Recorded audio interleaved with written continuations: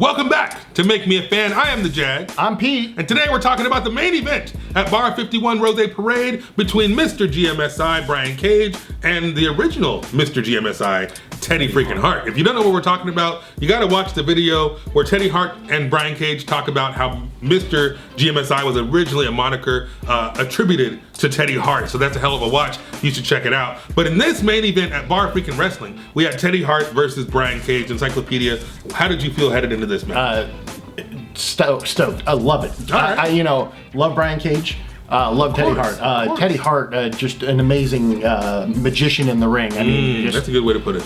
The stuff, and obviously had his cat with him. Yep. Which is pretty awesome. You know, he's surrounded by kitty cats, which is awesome. He's got a couple cats that take him on the road with him from what I saw on the YouTube video. So that's kind of interesting. Now, Brian Cage, a man who's never had a drink in his life, I think he said on that video, who looks fantastic, looks like he was carved out of granite. The machine is not to be trifled with, and Teddy Hart looks like he's on vacation. He looks like he just got out of bed, but this man is not a pushover. Now, let me just say this. My first time seeing Teddy Hart, we talked about this on a previous video not too long ago. Maybe I'll link to it above. But Teddy Hart is a veteran, and he is a skilled, prolific, and gifted technician, flyer, mat wrestler, catch wrestler. The guy can do everything. Am I right? You name it, he can do it. All right, and we saw that in this match. I didn't know what to expect. I'm gonna be honest. Can I be honest? Absolutely. I'm gonna sound like a hater.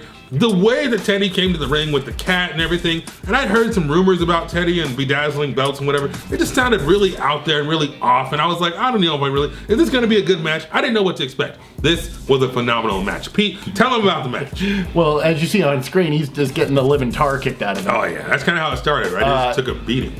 And one of those things that, like we said when we mentioned in the video over here, Teddy always loves those unplanned dives, and Brian was like, hey Teddy, tonight, no unplanned dives. He still hit him with an unplanned dive. He sure as hell did. But yeah, so this is a great back and forth match because you got two guys that are super strong, and again, Cage has the mass, but Teddy's got that speed and that agility.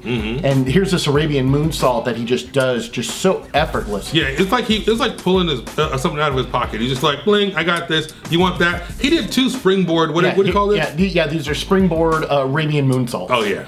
Two of them, right? Yeah, and so like obviously this Christopher Daniels is known for this as well. Oh, very cool. So yeah, so you see him leap up there. This is something Sabu really made a big popular. Oh, yeah, and then you see that he actually torques it and then flips himself over, which is beautiful. I mean, look, it takes a certain kind of person, a certain somebody, and a certain skill set to be able to pull off one of these. To pull off two of them, multiple versions in one single match. This guy is amazing. Yeah, that's what we're showing here on that second screen. Yeah, just did it again. Just like, hey, do it again. Now, there's definitely some interesting behaviors with Teddy Hart, which I don't quite understand. Of course, you're more well-versed in the lore of Teddy Hart than I am, but the guy can go. I mean, 100%. No question. I didn't know what to expect. I was kind of expecting to be disappointed. That's just full disclosure. The Jag's never gonna lie to you. I never pull punches. I thought this might suck, right? But it was the complete opposite of suck. Right? I mean, he came through like a champ.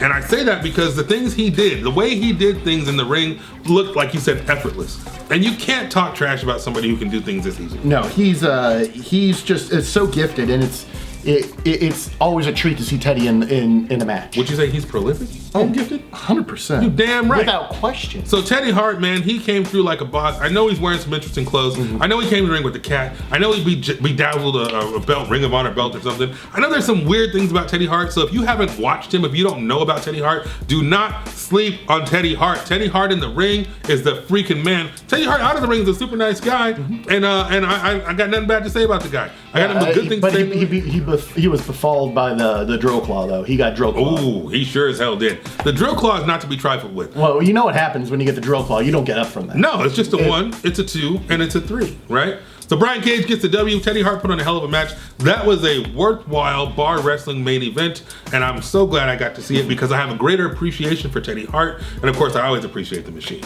Oh, for sure, yeah. It's about a 17-minute match. It's a great match. It's really well paced. There's lots of action to the outside of the ring. Oh yeah. So I mean, these guys know each other very well. Exactly. And so going through, I mean, you knew it was gonna be a good match, especially when I watched the Teddy Hart YouTube thing leading up to the match. I'm like, wow, these guys really do know each other well, and that I didn't know that going into the match, but seeing it, I'm like, wow, these guys really have good chemistry, and they seem to know each other well, and they told a really great story. So all in all, a hell of a match. You get the Jags thumbs up, and I think that's it for Bar 51. Am I right? It is. This is an absolute must watch. Again, it's almost every bar is a must watch, but this really proves it. Yeah.